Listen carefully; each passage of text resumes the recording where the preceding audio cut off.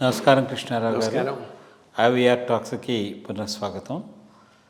మనము గత కొద్ది ఎపిసోడ్స్లో కూడాను అంతర్జాతీయ నేపథ్యంలో ఈ ఇజ్రాయెల్ దగ్గర జరుగుతున్న దాడులు, దాని పర్యవసనాల విషయాలన్నింటి గురించి కూడా మనం డిస్కస్ చేసుకున్నాం. బట్ ఇప్పుడు లేటెస్ట్గా ఏంటంటే ఈ ఎస్కలేటింగ్ టెన్షన్స్ అనేవి బోర్డర్ దగ్గర ఎక్కువ అయ్యాయి.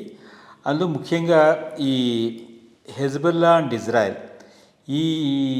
దీని మీద వాళ్ళు హమాస్కి సపోర్ట్ చేయడం అనే విషయంలో ఒక విధంగా ఒక 4 అడుగులు ముందరికి వేసే మరి వాళ్ళు అక్కడ జనవాసాల మీద, మిలిటరీ వాటి మీద అటాకులు చేయడము, చాలామంది మరణించడం అన్నీ చూసాము.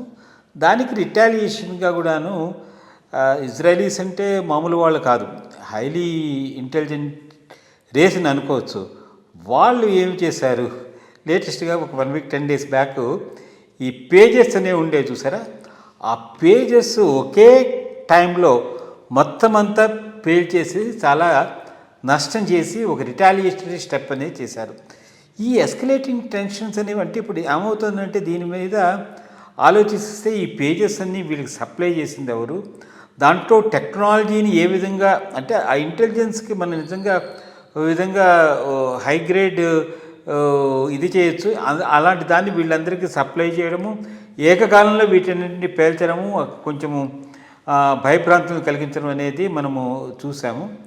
ఈ నేపథ్యంలో ఈ సప్లై చైన్ ఇన్ఫిల్ట్రేషన్ ఒకటి, అంటే ఈ వీటన్నింటినీ సప్లై చేసిన దాంతో ఒకటి.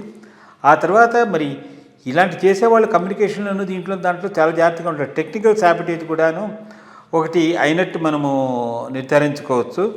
ఆ తర్వాత కదా ఈ టైమింగ్ ఆఫ్ ఆపరేషన్ టైమింగ్ అంటే అన్నీ సాబిటేజ్, బాంబే పేలుళ్ళు అని అంటాం చూసారా మనం, అన్నీ ఒకేసారి వీళ్ళందరూ కూడబలుకుని చేసుకున్నారు.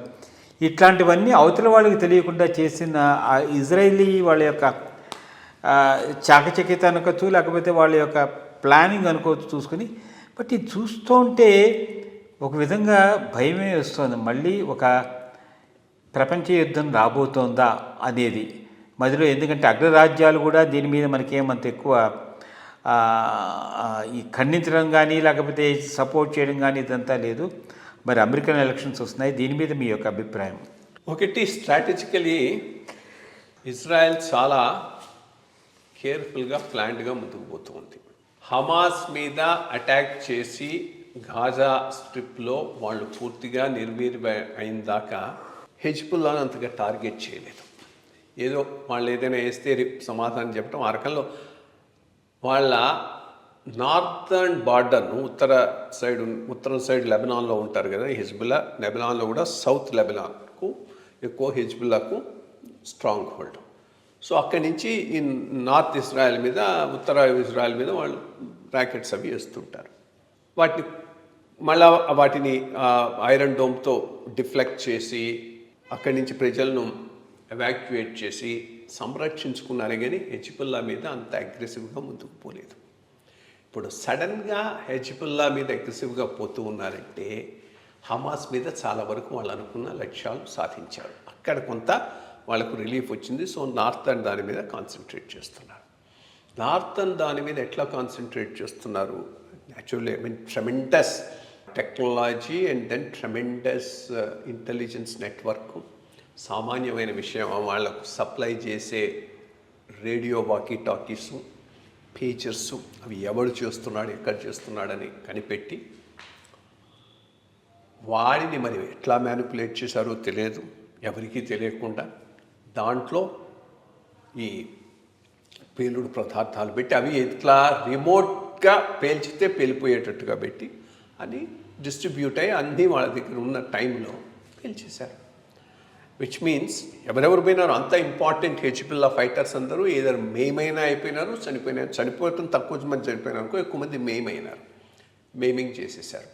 సో ఇది ఒక స్ట్రాటజీ. అది కాగానే ఎయిర్ ఫోర్స్ డార్లు మొదలుపెట్టారు. అది కూడా టార్గెటెడ్గా ఎవరెవరైతే ఇంపార్టెంట్ హెజ్బుల్లా లీడర్స్ ఉన్నారో వాళ్ళను కొట్టేశారు కొంతమందిని.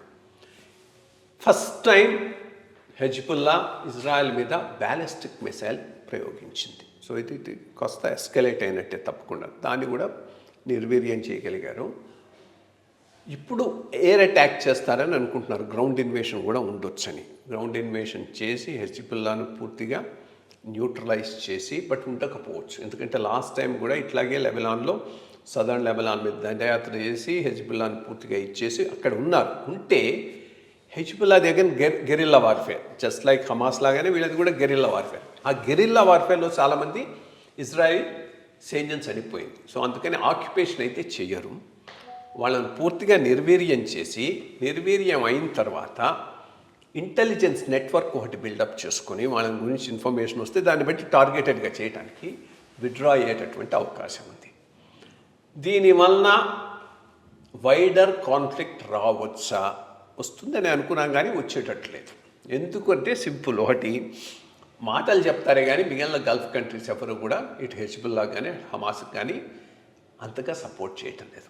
అది జోర్డాన్ కానీ, ఈజిప్ట్ కానీ, సౌదీ అరేబియా కానీ, ఇవన్నీ ఎటొచ్చి వీళ్ళకందరూ ఉన్నటువంటి మెయిన్ సపోర్ట్ ఇరాన్ నుంచి. ఇరాన్ సపోర్ట్ చేసి పైకి వచ్చిందే హెజ్బుల్లా. బట్ ఇరాన్ కూడా ఒక లెవెల్కు మించి పోవటం లేదు. అది చాలా క్లియర్గా తెలుస్తూ ఉన్నది. వీళ్ళు వాళ్ళకు కొంత ఆర్మింగ్ చేసి వాళ్ళు ఫైట్ అవుట్ చేస్తూ ఉంటే చూస్తూ ఉన్నదే కానీ వాళ్ళ తరఫున పోరాటానికి ముందుకు రావట్లేదు. ఎందుకంటే ఒకవేళ ముందుకు వచ్చిందంటే అప్పుడు అమెరికా ఇన్వాల్వ్ అవుతుంది, ఇరాన్ ఫినిష్ చేసేస్తారు. ఆ భయం ఇరాన్కు ఉన్నది. కాబట్టి ఇప్పుడు కూడా ఇరాన్ దీంట్లో పార్టిసిపేట్ చేయకపోవచ్చు. కాబట్టి కంటైన్ అయ్యే అవకాశాలే జాస్తి. రెండోది హెజ్బుల్లా కూడా బాగా సఫర్ అయింది కాబట్టి వాళ్ళు కొంత వెనక్కు తగ్గే అవకాశం ఉంది, ముందుకు పోకపోవచ్చు. సో ఓవరాల్గా ఇజ్రాయెల్ తను అనుకున్న ఆబ్జెక్టివ్స్ను మోరాల్లెస్ అచీవ్ చేసుకుంటూ పోతూ ఉన్నదని చెప్పాలి. బట్ ఎందుకంటే హమాస్, హెజ్బుల్లా ఇవన్నీ కూడా టెర్రరిస్ట్ ఆర్గనైజేషన్స్, లైఫ్కి లెక్కలేదు. సో సూయిసైడ్ బాంబర్స్ ఎంతమంది అయినా వీళ్ళకు రెడీగా ఉంటారు, అటు కానీ ఇటు కానీ.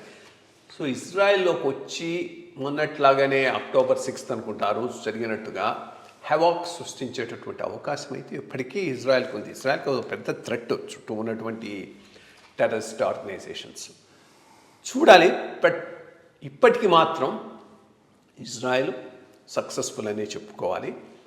ఎక్కువ అమెరికా మీద ఆధారపడి ఉంటుంది. ఇది ఎక్కడ ఆపేయాలని అమెరికా అనుకుంటే అప్పుడు ఆగిపోతుంది. చూద్దాం మరి అంతా ఒక సవ్యమైనటువంటి ప్రశాంత పరిస్థితి ఏర్పడుతుందని, అందరి మధ్య ఒక అండర్స్టాండింగ్ వచ్చి అగ్రిమెంట్ వస్తే బాగుంటుంది. అంటే ప్రపంచం ముందుకు వెళ్ళాలంటే ఇట్లాంటి టెన్షన్స్ అవన్నీను, ముఖ్యంగా it's a communication network by sea కానీ రోడ్డు కానీ మనం చూసుకునేటైతే అది ఇప్పుడు ఇదవడం వల్ల మిగిలిన దేశాలకి కొంచెం ప్రాబ్లమాటిక్గా ఉంది. మంచి జరుగుతుందని ఆశిద్దాం. నమస్కారం.